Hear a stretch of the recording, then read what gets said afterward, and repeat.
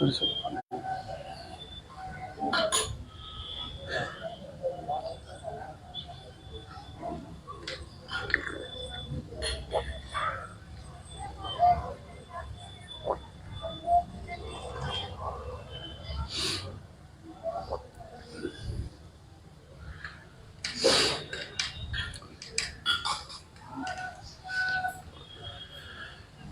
اللہ الرحمن الرحیم۔ شروع اللہ کے نام سے جو بڑا مہربان اور نہایت ہی رحم کرنے والا ہے۔ تمام حضرات سورہ فاتحہ اور درود پاک پڑھ لیجئے۔ اعوذ باللہ من الشیطان الرجیم، بسم اللہ الرحمن الرحیم، الحمد للہ رب العالمین، الرحمن الرحیم، مالک یوم الدین، ایاک نعبد و ایاک نستعین، ایاک نعبد و ایاک نستعین، ایاک نعبد و ایاک نستعین، اہدنا الصراط المستقیم، صراط الذین انعمت علیہم غیر المغضوب علیہم ولا الضالین، آمین۔ درود شریف پڑھیں۔ اللہم صلی علی محمد وعلی آل محمد کما صلیت علی ابراہیم وعلی آل ابراہیم انک حمید مجید۔ اللہم بارک علی محمد وعلی آل محمد کما بارکت علی ابراہیم وعلی آل ابراہیم انک حمید مجید۔ اسلام کی فطرت میں قدرت نے لچک دی ہے۔ اسلام کی فطرت میں قدرت نے لچک دی ہے، یہ اتنا ہی ابھرے گا جتنا کی دبائیں۔ یورپ کے ایک ملک سویڈن میں پچھلے دنوں وہاں کے شرارتی مشرک عناصر نے قرآن پاک کو جلایا اور قرآن پاک کی بے ادبی کرنے کی ناکام کوشش جو ہے وہ کی ہے۔ سوال یہ پیدا ہوتا ہے کہ قرآن پاک کے خلاف ہی ایسی بدتمیزی، قرآن پاک کے خلاف ہی ایسی نفرت کا اظہار، قرآن پاک کے خلاف ایسی سازشیں الگ الگ ان ممالک میں جہاں اکثریت غیر مسلم حضرات کی ہے وہاں کیوں ہوتی؟ ہر ایک بات کی کوئی وجہ تسمیہ ہوتی، بنا وجہ تو کوئی کام دنیا میں کیا نہیں جاتا۔ دنیا میں ایک رواج تھا شروع سے، نبی علیہ الصلوۃ والسلام کا یہ صلی اللہ علیہ وسلم کے آنے سے پہلے ایک رواج تھا دنیا میں کہ جو چودھری ہوا کرتے تھے، جو سرمایہ دار ہوتے تھے، جو حکمران ہوتے تھے، جو ظالم ہوتے تھے، جو اپنے دور کے گنڈے ہوتے تھے بڑے بڑے، وہ لوگوں کو ڈراتے تھے، دھمکایا کرتے تھے، غریبوں کو، مسکینوں کو، ذمہ داروں کو، مزدوروں کو بار بار ڈراتے تھے ہر بات میں، اور لوگ ڈر جایا کرتے تھے۔ دیکھیں نا، غلاموں کا جو سلسلہ ہے، اچھے خاصے گاؤں میں ایک دور تھا، اسلام سے پہلے چھاپا مارا جاتا تھا اور لوگوں کو گھروں سے نکال کے پیروں میں بیڑیاں ڈال کے ان کو ڈرا کے بیچ دیتے تھے، کوئی بغاوت نہیں کرتا تھا، کوئی اس ظلم کے خلاف بولتا نہیں تھا۔ بالآخر پیارے نبی حضرت محمد الرسول اللہ صلی اللہ علیہ وسلم تشریف لائے۔ اب یہ جو سویڈن میں یا کبھی فرانس میں یا کبھی امریکہ میں جو قرآن پاک کی نعوذ باللہ بے ادبی کرنا چاہتے ہیں، ان کو تکلیف یہ ہے کہ دنیا کے تمام پسماندہ لوگ جن کو یہ ہمیشہ دھمکاتے رہے، جن کو ڈرا کے ان کے اوپر راج کرتے رہے، قرآن جب آیا قرآن نے اعلان کیا لا تحزن کہ اب مت ڈرو کسی سے کیونکہ اللہ تمہارے ساتھ ہے۔ اب جب دنیا سے خوف نکل گیا تو ان بدماشوں کو چڑ ہو گئی کہ ایک ایسی کتاب آ گئی جس نے غریب کے دل میں سے ہمارا خوف دور کر دیا۔ اور نہ قرآن شریف کون سا ان کے گھر گیا ہے، کوئی ان کے کھانے میں دخل دیا ہے، کوئی ان کے کپڑوں پہ دخل دیا ہے، کوئی ان کے چلنے پر دخل دیا ہے، کوئی ان کے کاروبار میں دخل دیا ہے؟ نہیں، یہ جن غریب لوگوں کے اوپر اپنی عزاداری کرتے تھے۔ اب تاریخ اٹھا کے دیکھیں دنیا میں کیسر و کسریٰ نے کیا کیا، برطانیہ کی جو ملکائیں تھیں انہوں نے کیا ظلم ڈھائے دنیا کے اندر۔ دنیا کے اوپر ایٹم بم مار کے بے انتہا لوگوں کو مارنے والے کون ہیں؟ جلیاں والے باغ میں لوگوں کو، بے قصور لوگوں کے چھاتیوں میں گولیاں مارنے والے کون ہیں؟ قصہ خانی بازار میں بے قصور لوگوں کے اوپر گولیاں مارنے والے کون ہیں؟ یہ لوگ دنیا کے وہ تمام حکمران جو کہ انسان کو انسان کا غلام بنانے کی خواہش رکھتے تھے، ان کی ناپاک نسلیں جو آج بھی موجود ہیں، صرف ان کو اللہ کے قرآن سے تکلیف ہے، ورنہ دنیا میں کسی کو نہیں ہے۔ ورنہ قرآن پاک کی جو گفتگو ہے، قرآن پاک کا جو انداز ہے، اللہ نے فرمایا کہ ہم نے تو قرآن کو نازل کر دیا، اگر کوئی انسان اس کو اپنائے گا عزت دار بن جائے گا، کوئی قوم اپنائے گی عزت دار بن جائے گی۔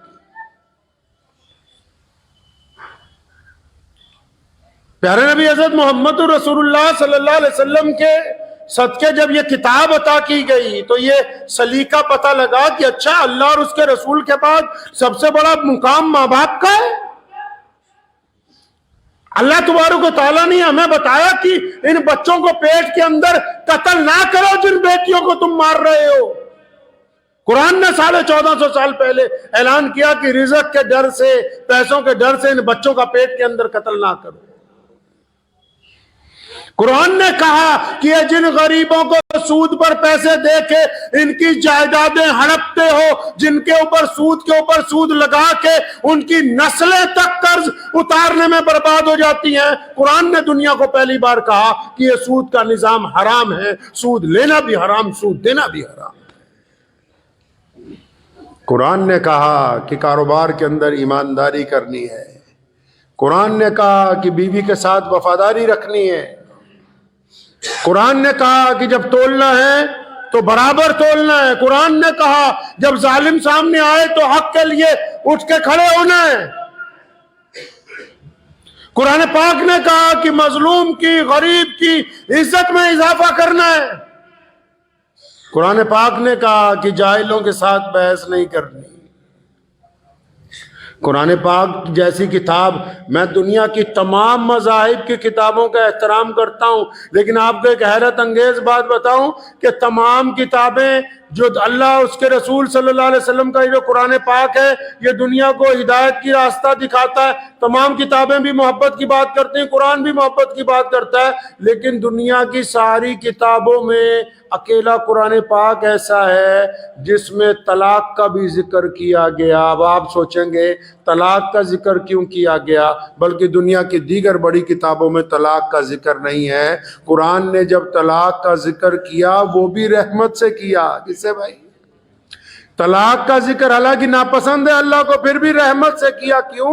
وہ حکم ہوا جب پھانسی گئے ہو غلط جگہ تو آپس میں چھٹکارا کر کے نئی زندگی شروع کرو، یہ نہیں کہ جہاں چلی گئی تو جنازہ ہی اٹھے۔ قرآن پاک نے ایک دستور دیا، دنیا کو جینے کا سلیقہ عطا کیا، بتا دیا کہ کھانا اگر کھا رہے ہو بسم اللہ پڑھنے سے پہلے اس بات کو طے کر لو، قرآن کہتا ہے کہ لقمہ حرام کا ہے یا حرام کا ہے۔ یہ شعور دنیا کو قرآن پاک نے سکھایا ہے۔ ایسے ہی تھوڑی کہ بڑے بڑے لوگوں کو قرآن پاک سے تکلیف ہے، آج ان کو تکلیف ہے جو ایک تھالی میں کھانے کا، اب ایک تھالی میں کھانے کا ہنر نہیں رکھتے، جن کو انسانوں سے نفرت ہے، ان کو تکلیف ہے جو گورے اور کالے میں فرق محسوس کرتے، ان کو تکلیف ہے جو امیر اور غریب میں فرق محسوس کرتے، ان کو تکلیف ہے جو دنیا کے اوپر ظلم کا راج قائم کرنا چاہتے ہیں، کیونکہ قرآن بار بار کہتا ہے کہ ایک ہی صف میں کھڑے ہو گئے محمود اور ایاز، نہ کوئی بندہ رہا نہ کوئی بندہ نواز، بندہ صاحب و محتاج و غنی ایک ہوئے، تیری سرکار میں پہنچے تو سبھی ایک ہوئے۔ قرآن نے کہا نا، ہم بیٹھے نہیں مسجد میں، کوئی گورا ہے کوئی کالا ہے، کوئی امیر ہے کوئی غریب ہے، کوئی افسر ہے کوئی ملازم ہے، کوئی شہزادہ ہے کوئی فقیر ہے، لیکن خدا کے حضور جب حرم کی مسجد میں، مسجد نبوی میں یا دنیا کی کسی مسجد میں پہنچتے ہیں تو جو جتنی دیر سے آتا ہے وہ اتنا پیچھے بیٹھتا چلا جاتا ہے، کیونکہ قرآن نے یہ سکھا دیا کہ تم کو ایک دوسرے کے اوپر عزاداری نہیں دی گئی، تم ایک دوسرے کے اوپر حاکم نہیں لگائے گئے، بلکہ اللہ نے تمہیں ایک دوسرے کا بھائی بنا کر بھیجا ہے۔ دنیا میں ان لوگوں کو تکلیف ہے، سویڈن کے ان لوگوں کو میں پیغام دیتا ہوں اور انہیں ایک بات بتاتا ہوں جو تاریخی بات ہے۔ ٹھیک ہے آپ نے قرآن پاک جلایا، لیکن یاد رکھو مسلمانوں، آپ بھی دل پہ لکھ لو، ہمیشہ تکلیف اس سے ہوتی ہے جو عزت والا ہوتا ہے، لوگوں کو حسد اس سے ہوتی ہے جو ترقی کرتا ہے۔ سویڈن کی زمین پر 1400 سال کے بعد بھی قرآن پاک کے جلانے کا مطلب یہ ہے کہ آج بھی دنیا کی کتابوں کی سردار اگر کوئی ہے تو قرآن پاک ہے اور کوئی نہیں۔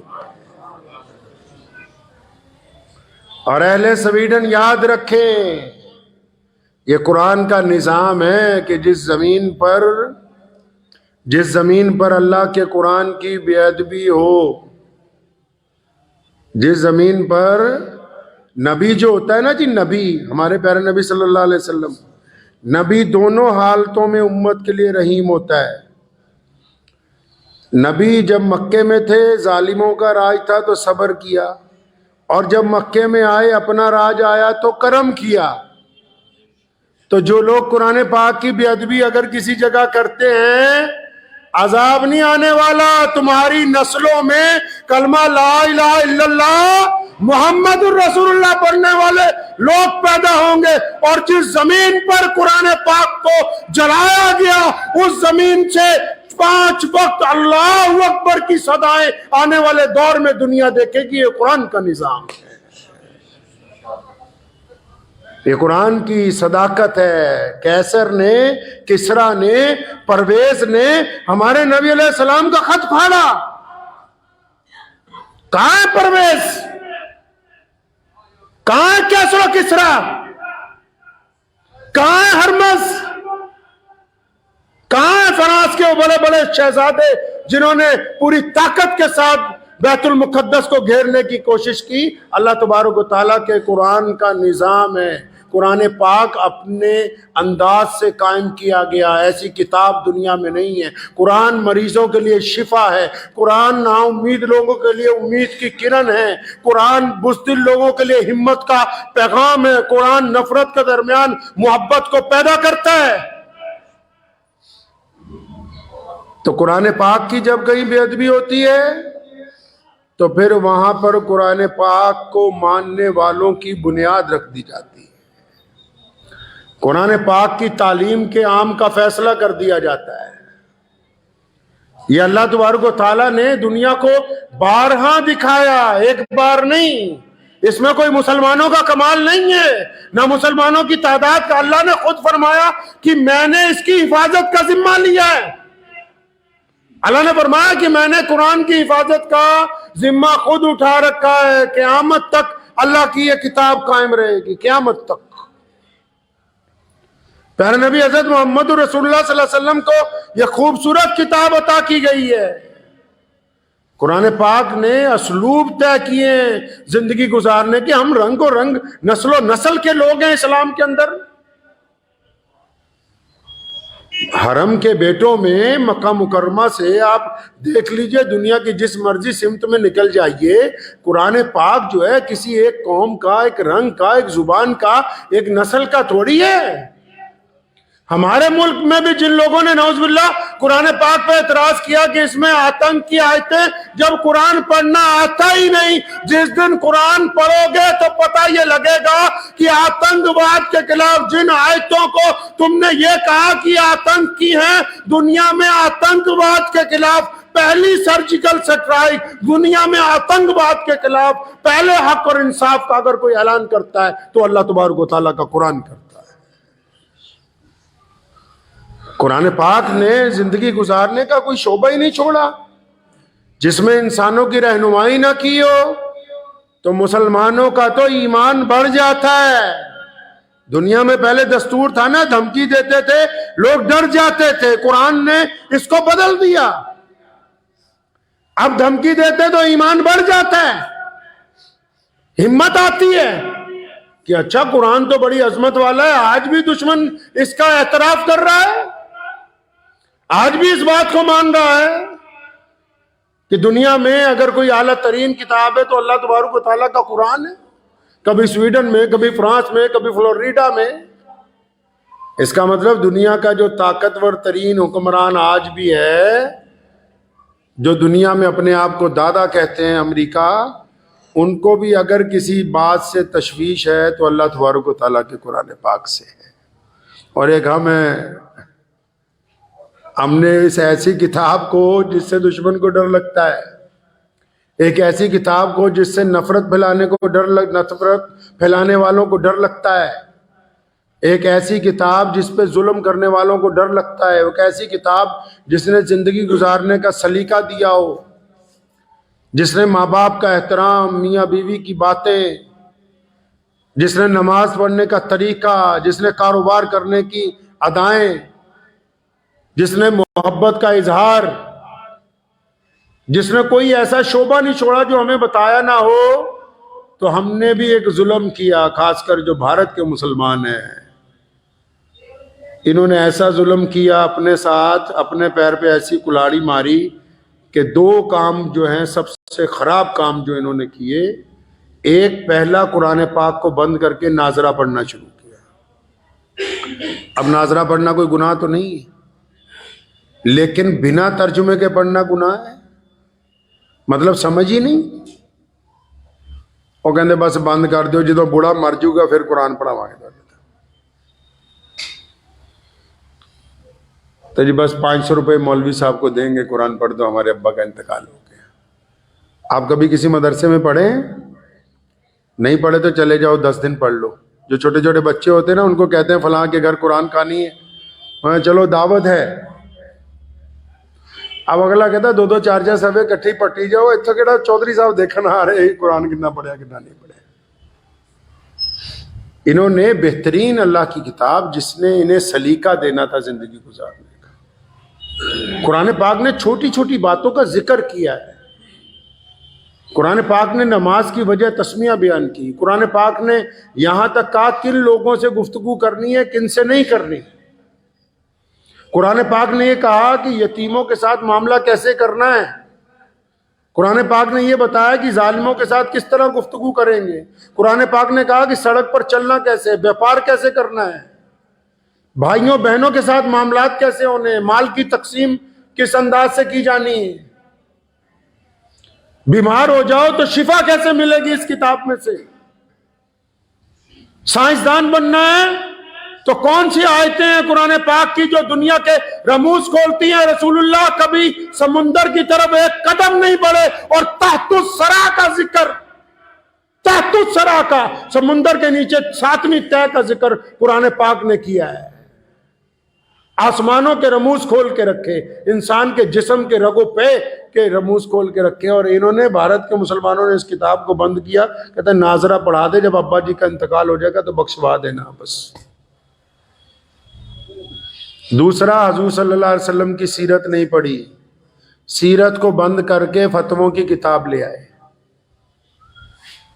قرآن پڑھتے، سیرت پڑھتے تو قرآن سمجھ میں آتا، دو کام غلط کیے، اب ان کی وجہ سے پھر پریشان ہو گئے، ان کو پتہ ہی نہیں. کوئی کہہ دے کہ نعوذ باللہ قرآن پاک میں فلاں آیت ہے، تمہارے قرآن شریف میں ایسا لکھا ہے، ان کو پتہ ہی نہیں. جبکہ قرآن پاک جو ہے دنیا کی ایسی مقدس پاک کتاب ہے جو دنیا میں کہیں بھی ہو ظلم کی طرفداری کرتی ہی نہیں ہے، کیونکہ پڑھا نہیں.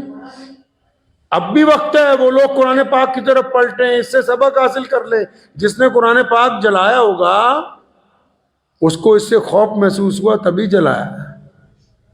اب ہماری ذمہ داری ہے کہ قرآن پاک کو اپنے سینوں میں محفوظ کریں، قرآن پاک کے محافظ بنیں، قرآن کے داعی بنیں، قرآن پاک کی جو حکم ہے ان کو اپنی زندگی میں اتاریں.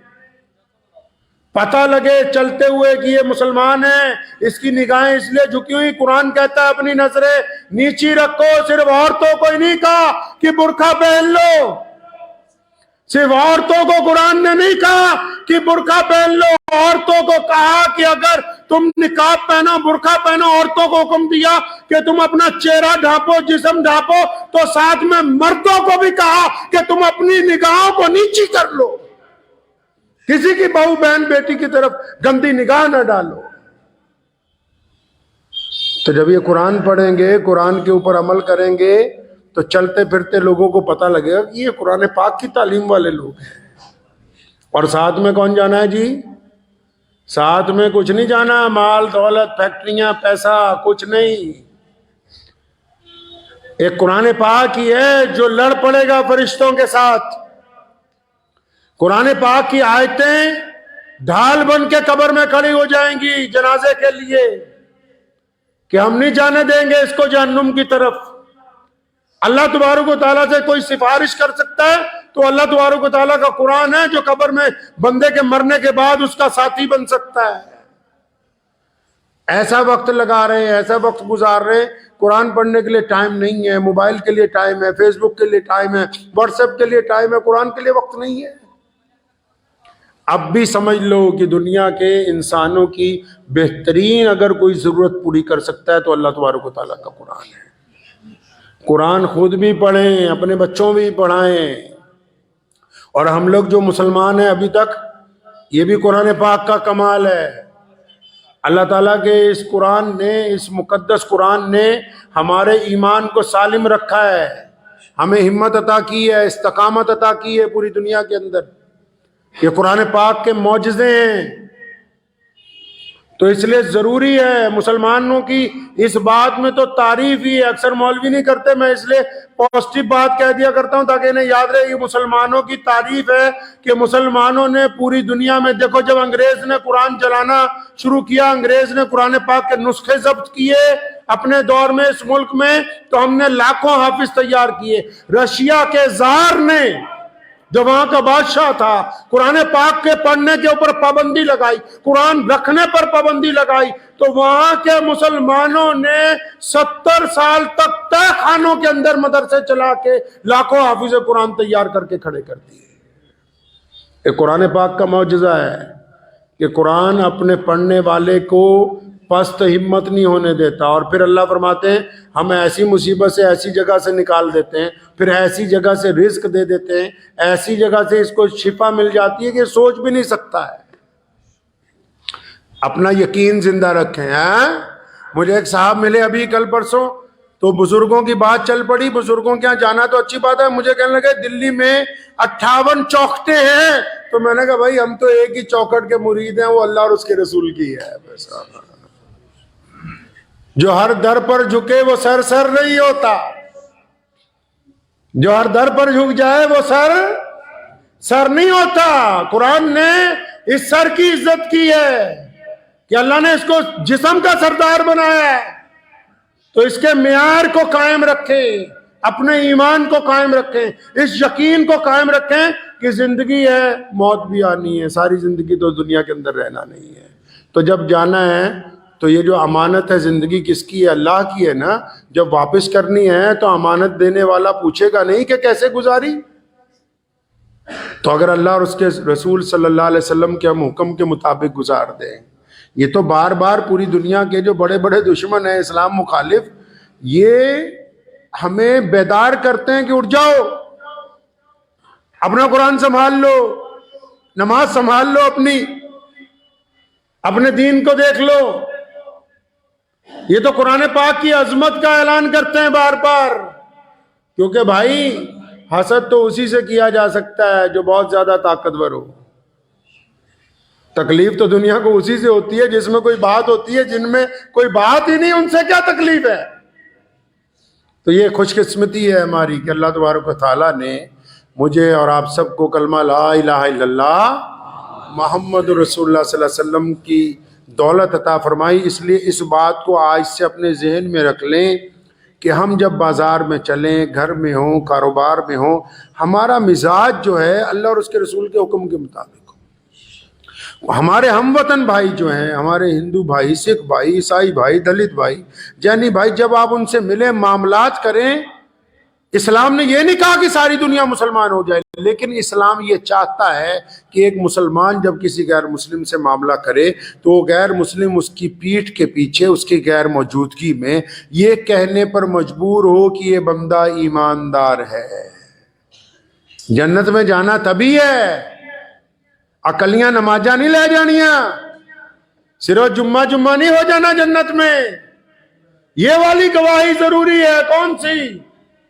جو ہمارے ہم وطن دوست ہیں، ہمارے ہم وطن ساتھی ہیں، ہمارے کاروبار کے ساتھی ہیں، ہماری تعلیم کے ساتھی ہیں، اور وہ تب آپ کو اچھا کہیں گے جب آپ کے کردار میں سے خوشبو آئے گی۔ دنیا کو رسول اللہ نے جب بتانا تھا، جب دنیا کو یہ بتانا تھا کہ اللہ وحدہ لا شریک کی عبادت کرو، جب یہ بتانا تھا کہ میں اللہ کا رسول بن کے آیا ہوں، تو ان دونوں باتوں سے پہلے میرے کریم رسول نے کہیے صلی اللہ علیہ وسلم، ان دونوں باتوں سے پہلے نبی علیہ السلام نے ایک بڑی پیاری بات مشرکین مکہ کو کہی تھی۔ کیا فرمایا؟ فرمایا کہ تمہارا میرے بارے میں کیا خیال ہے؟ یہ نچوڑ ہے زندگی کا۔ فرمایا تمہارا میرے بارے میں کیا خیال ہے؟ سارے ہی اٹھ کے کھڑے ہو گئے، یا رسول اللہ، اے محمد صلی اللہ علیہ وسلم، آپ جیسا خوبصورت کوئی نہیں، سچ بولنے والا کوئی نہیں، شرم و حیا والا کوئی نہیں، امانت رکھنے والا کوئی نہیں۔ یعنی پورے مکے کے لوگوں نے گواہی دی کہ محمد صلی اللہ علیہ وسلم آپ تو سب سے اعلیٰ ہیں، آپ کا کردار بولتا ہے۔ فرمایا اچھا، جب تمہیں اس بات کی تسلی ہے کہ میں تمام معاملات میں تم سب سے اچھا ہوں، تو پھر اب میں تمہیں بتاتا ہوں کہ آؤ اللہ اور اس کے رسول صلی اللہ علیہ وسلم کی طرف آ جاؤ۔ تو زندگی کا فن کیا ہے بھائی؟ دوسروں کو اچھا نہیں بنانا، فن یہ ہے کہ خود اچھا بننا ہے۔ بنے گا انشاءاللہ؟ ہم نے قرآن روز پڑھنا ہے۔ کون کون حضرات وعدہ کرتے ہیں کہ روز کم از کم 1 رکوع 2 رکوع 3 رکوع روز پڑھیں گے انشاءاللہ؟ نہیں پڑھنا آتا سیکھنے جائیں گے انشاءاللہ، پڑھیں گے روزانہ، سفر میں ہو، جہاں کہیں بھی ہو۔ اسلام کی تحفظ یہی ہے کہ جتنا دشمن ناراض ہو ہم اتنے پکے مسلمان بنے۔ دعا کیجیے اللہ تعالیٰ مجھے بھی اور آپ سب کو بھی ان باتوں پہ عمل کی توفیق عطا فرمائے۔ وآخر دعوانا ان الحمدللہ رب العالمین۔